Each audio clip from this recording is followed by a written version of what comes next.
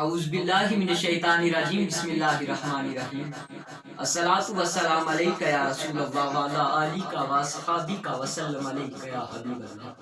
میرے تمام دیکھنے سننے اور چاہنے والے حاضرین و ناظرین کو میرا سلام، السلام علیکم ورحمۃ اللہ وبرکاتہ۔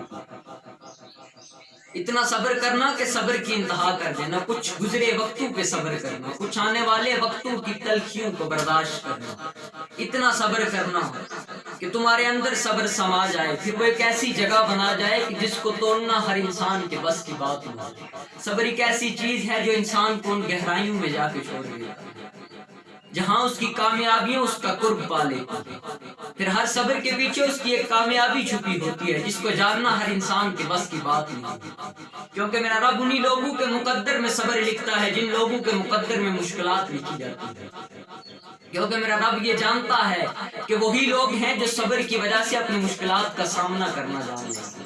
یہی وہ لوگ ہیں جن کے اندر صبر سمایا ہوا ہے، یہی وہ لوگ ہیں جو ہر مشکلات میں ہر موقع پر صبر کی انتہا کو استعمال کرنا جانتے ہیں، یہی وہ لوگ ہیں جو صبر کو اپنی خاموشی بنا لیتے ہیں۔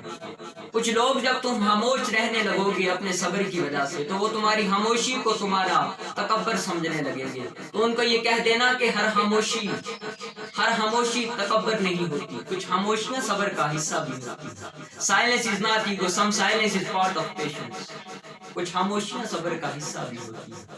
پھر وہی لوگ کامیاب ہوتے ہیں۔ کامیابی کا سفر آپ کی سوچ کی دنیا بدل دیتا ہے، لیکن کچھ دیر بعد، کچھ وقت گزرنے کے ساتھ وہ آپ کی ساری دنیا بدل کر رکھ دیتا ہے۔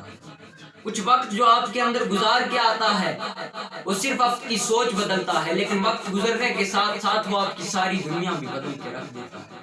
صبر کی انگلی کو اس طرح پکڑ کر چلو کہ راستے بھی حیران ہو جائیں کہ اس انسان کے اندر کمال کا صبر خدا نے عطا کیا۔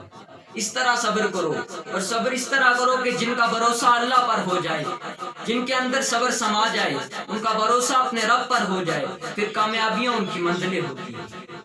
Those who trusted in Allah, their destination is success۔ وہی لوگ جو صبر کو آزما لیتے ہیں، جو اپنے رب پر بھروسہ کر لیتے ہیں، پھر ان کی منزلیں بھی کامیابیاں ہوتی ہیں۔ والسلام، جزاکم اللہ۔